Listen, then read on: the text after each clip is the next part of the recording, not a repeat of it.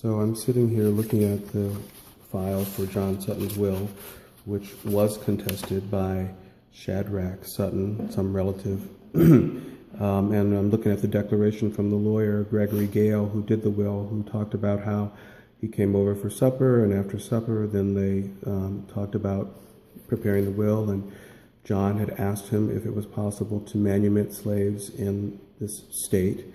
And he'd asked around and talked to other people about it and heard it could only be done if they were agreed that they would be moved to a free state, and he had to direct his executors to do it.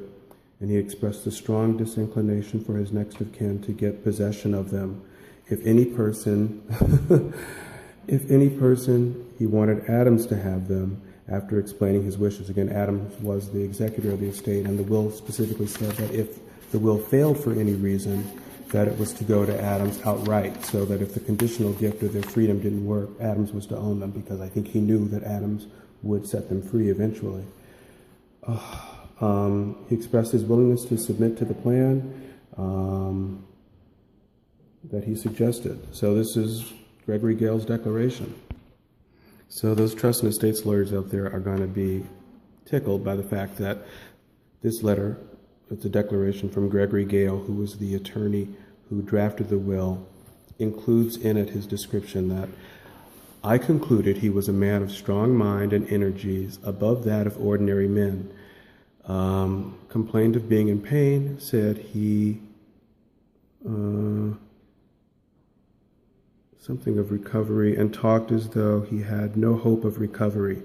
Said that for several days he had no passage of the bowels.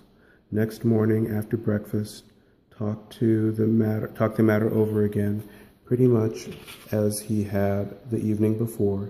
He instructed me to draw the will as it had been drawn after discussing it.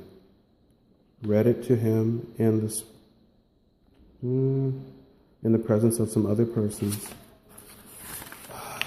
And he assented to it. I then made a fair copy of it and read it over to him more than once in the presence of whoever the witnesses were, Mr. Bacon, Mr. Moons, and some other persons. After having read it,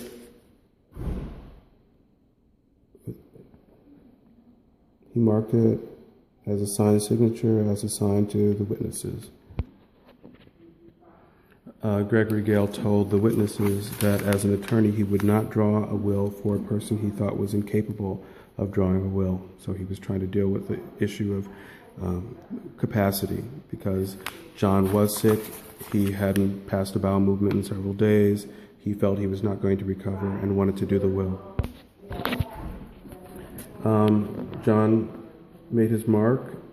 Mr. Gale charged him $50 for the services, and gave his note payable the 1st of June.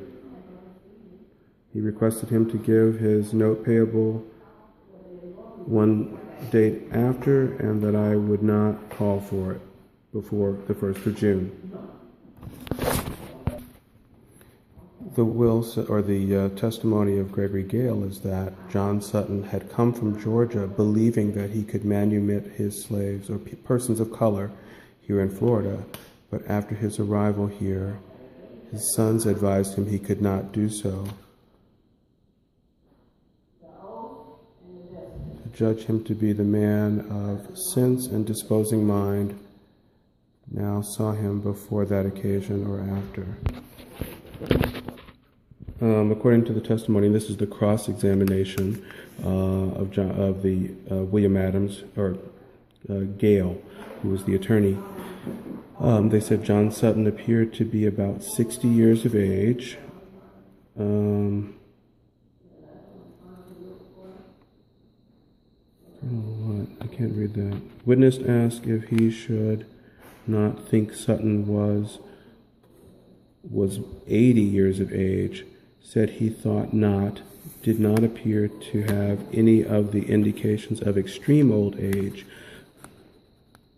No faltering in the voice, no apparent deficit in his truth of hearing, and had a remarkably keen eye, no apparent defects.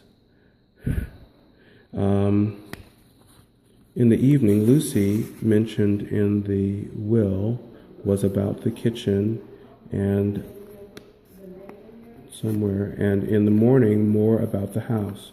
Mr. Adams was very